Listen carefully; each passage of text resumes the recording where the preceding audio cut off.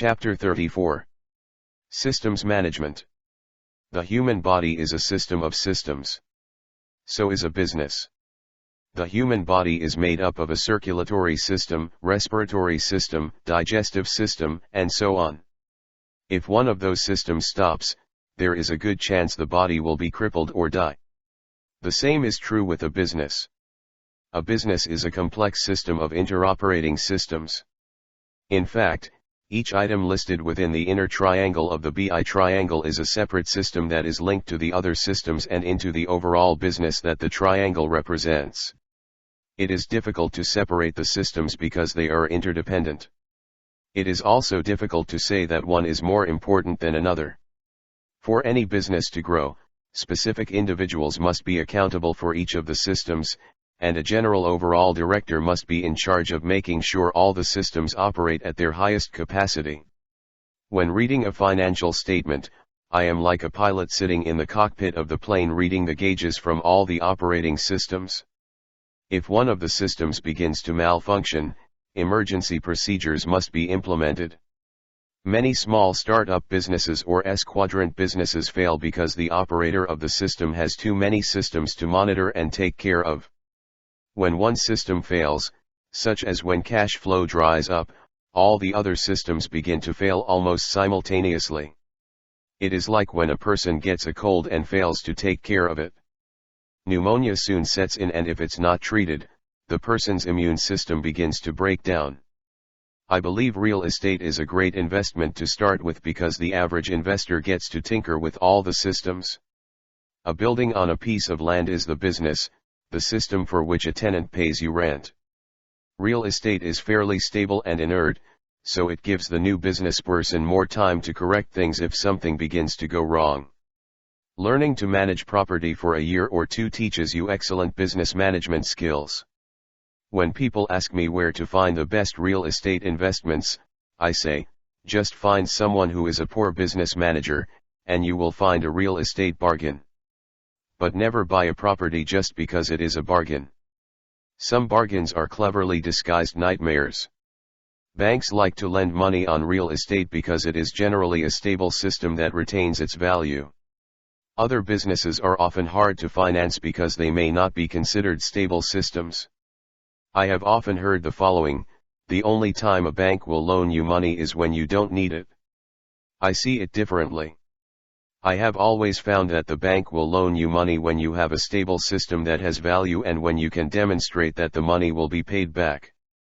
A good business person can manage multiple systems effectively without becoming part of the system. A true business system is much like a car. The car does not depend upon only one specific person to drive it. Anyone who knows how to drive it can do so. The same is true for a B-quadrant business, but not necessarily for an S-quadrant business. In most cases, the person in the S-quadrant is the system. One day I was considering starting a small coin shop that specialized in rare collectible coins, and Rich Dad said to me, "Always remember that the B quadrant gets more money from investors because investors invest in good systems and people who can build good systems. Investors do not like to invest in businesses where the system goes home at night." Every business, whether large or small, needs to have systems in place to enable it to conduct its day-to-day activities. Even a sole proprietor has to wear different hats to conduct his or her business. In essence, the sole proprietor is all systems in one. The better the system, the less dependent you become on others.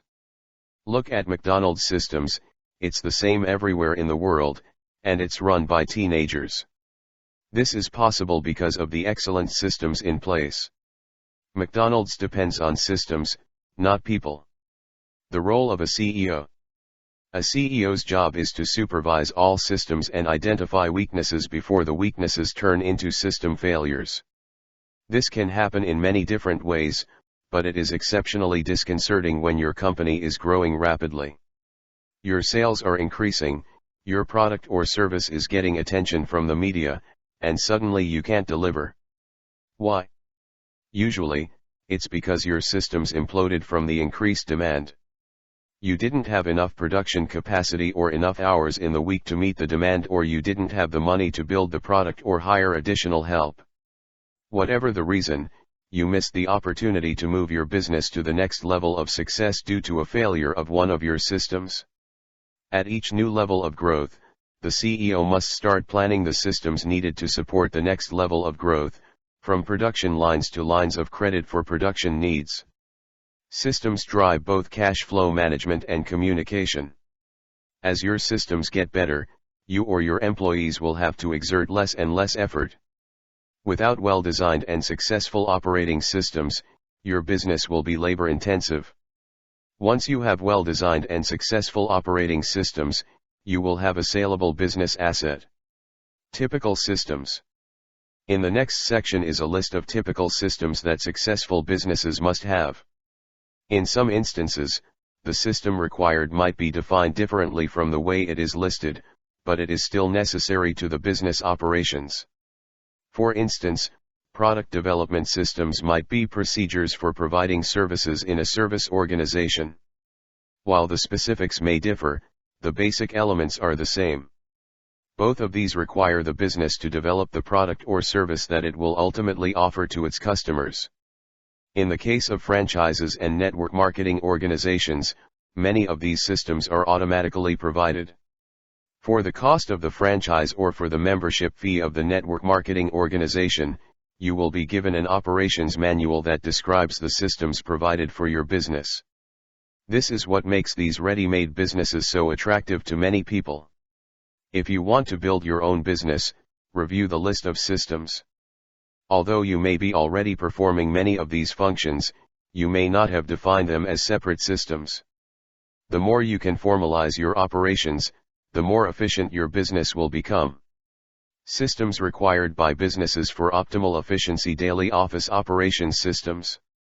Answering the telephone and 800 line system, receiving and opening the mail, purchasing and maintaining office supplies and equipment, faxing and emailing, dealing with incoming/outgoing delivery needs, backing up and archiving data, product development systems.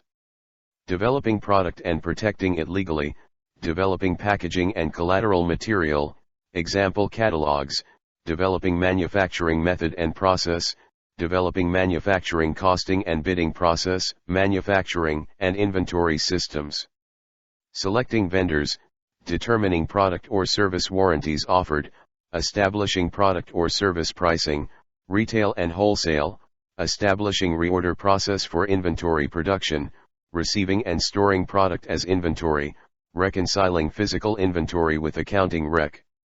ORDS, order processing systems. Taking and recording orders by mail, fax, phone, or online, fulfilling and packaging the orders, sending the orders, billing and accounts receivable systems. Billing customers for the orders, receiving payments for the orders and crediting customers for payment, whether cash, check, or credit card, starting the collection process for delinquent receivables, customer service systems. Returns procedure for inventory receiving and customer payment return, responding to customer complaints, replacing defective product or performing other warranty service, accounts payable systems. Purchasing procedures and approvals required, payment process for supplies and inventory, petty cash, marketing systems. Creating an overall marketing plan, designing and producing promotional materials, developing general leads and prospects, creating an advertising plan, creating a public relations plan, creating a direct mail plan, developing and maintaining a database, developing and maintaining a website, analyzing and tracking sales statistics, human resources systems. Hiring procedures and employee agreements, training employees, payroll process and benefit plans, general accounting systems. Managing the accounting process with daily, weekly, monthly, quarterly, and annual reports, managing cash with future borrowing needs secured and available, budgeting and forecasting, reporting payroll taxes and withholding payments, general corporate systems. Negotiating, drafting, and executing contracts, developing and protecting intellectual property, managing insurance needs and coverage, reporting and paying federal and state or other jurisdictional taxes, planning for federal and state or other jurisdictional taxes, managing N.S. touring records, maintaining investor/shareholder relations, ensuring legal security, planning and managing growth, physical space management systems, maintaining and designing telephone and electrical systems, planning permits and fees, licensing, ensuring physical security. You may want to record your operations in a policies and procedures manual. Such a manual can become an invaluable reference to your staff. In creating the manual, you will find ways to streamline your operations and improve your profitability. You will also be a step closer to owning a B-quadrant business. For Rich Dad Poor Dad audiobook, click on top right corner. And for Rich Dad Poor Dad audiobook playlist, find the link in description. Thank you for giving your valuable time for this video. We hope you learned something new today. Stay tuned for our next videos. Hey, don't forget to subscribe, like and share this video to your friends. And turn on bell notification for our updates.